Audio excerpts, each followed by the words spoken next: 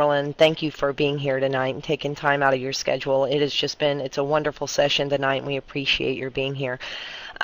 We've had a blog series at the Reclaiming the Mind blog, and a question that's been posed is, why does God not heal amputees? For those who would hold a continuationist position, what would be a good way to answer that? Well, the quick answer is he does. I mean, there are credible reports of tissue growing, limbs growing back. I actually have seen a picture of one of these things happening to a person in India. I know a professor at Fuller Seminary, the dean at Fuller Seminary about 15 years ago had his little grandson, adoptive grandson, from his son who was a missionary in Brazil. Didn't have ears. The sides of his head there were no holes there. There was just flat skin. And this son was coming back from furlough, and the dean at Fuller Theological Seminary went to this prof and said, "Listen, would you pray for my son?" And he said, "Yeah, sure, I will." But he didn't have much faith that anything would happen. But his little boy came in and he laid hands on both sides of his head, and he commanded ears to form and holes to form. He prayed about 5, 6, 7 minutes. Nothing happened. He said, "I did the best I could, and we'll just trust the Lord with this." The couple got in the car, went to Marie Callender's, 20-minute drive. They got out of the car, and the little boy, there were holes on both sides of his heads. Blood was dripping out of them, and he had about a third of an ear on both sides of his head. So large were they that they were able to take him to Yale Medical School and to have plastic ears attached to these large stubs. I verified this with another professor at Fuller who saw this happen and was there at the time. And so these kinds of things are happening. They're happening all over the world. There are cases of the dead being raised. So they are happening. Now, I think the broader question is like this man who was certifiedly blind for 25 years. His eyeball was dead. It was like a marble. And he came to the prayer room at our church, and after 20 minutes of prayer, his eye was alive again, and he could see color, and his wife almost passed out. There was an optometrist assistant in the room. So what I'm suggesting, I list some books in Kingdom Triangle that give credible reports about some of these things. They're also Get the Jesus Film newsletter from Campus Crusade, the last 2 years of issues, and you will see things where there have actually been fingers grown back, tissue grown. I think George Otis Jr.'s Sentinel Group videos, transformation videos, document nature miracles. The reason that a lot of people don't see them is for some of the reasons that are given in Francis McNutt's book on healing, or in Jack Deere's book, Surprised by the Power of the Spirit, as to why God sometimes doesn't heal. John Wimber's book, Power Healing, also has a pretty good theological study of healing in the New Testament and why God does and doesn't heal. So McNutt's book on healing, Jack Deere's book, and Wimber's book are good studies about why God doesn't heal and sometimes why he does.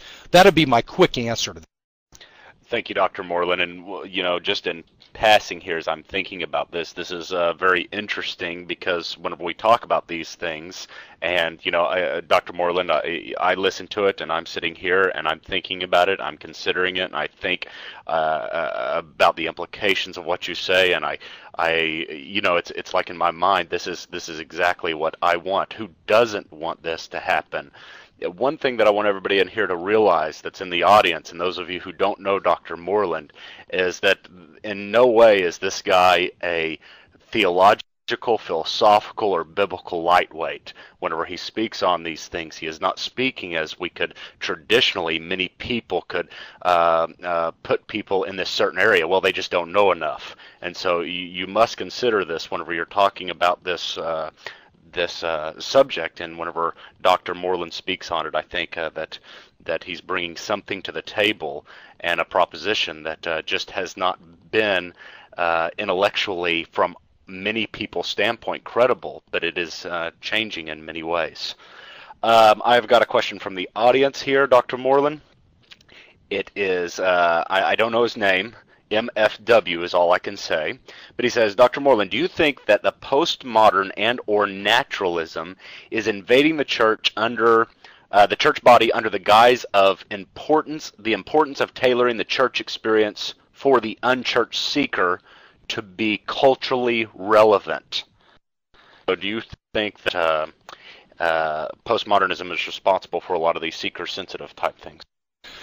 Yeah, let me answer that, but let me say one other thing about the healing thing. Listen, I'm glad you said that, Michael. What I've done in Kingdom Triangle is I've recommended readings on this and an approach to grow in this, and I've laid out some steps to take. So I would encourage people to read that chapter and take a look at, if you want to learn more about this and to begin to enter into it a bit, there's some things you can do. I am fully aware of abuses of this. I want to completely distance myself from faith healers. I want to completely distance myself from people who think that if you're not healed that you're in sin or anything like that. Please, I don't want to have anything to do with any of that.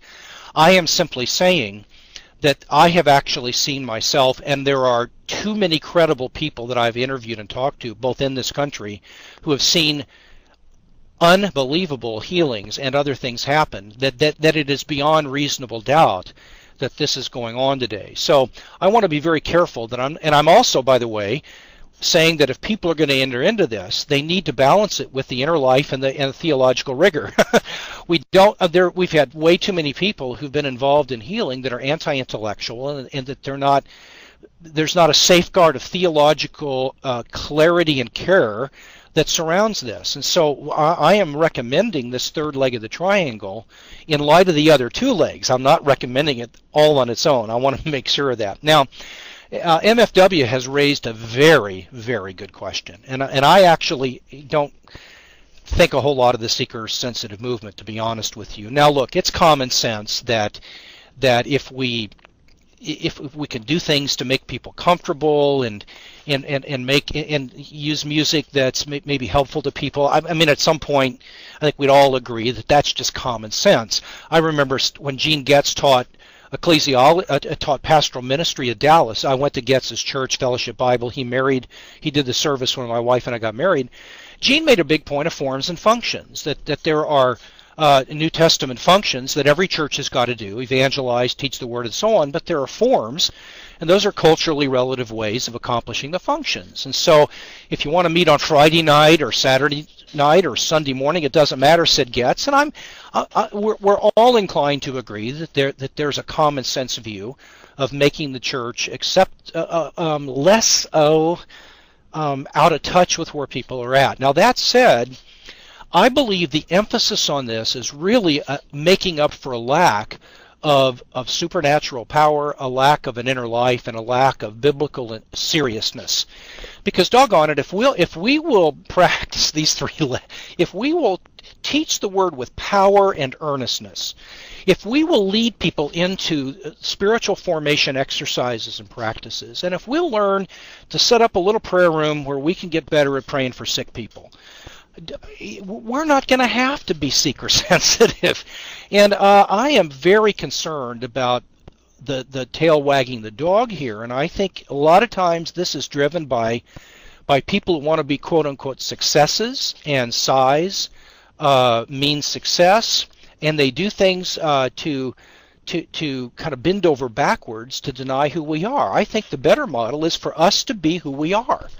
In our assembly meetings, we are who we are, and we invite people to come and watch us be us.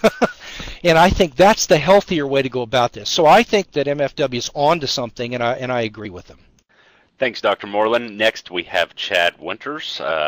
Dr. Winters, thank you for showing up. He is also a TTP student, hence the _TTP after his name. Please jump up to the mic. Chad, you disappeared. Did you put it in the text? I'm looking in the text. I don't see it. I don't think I've got an IM from you.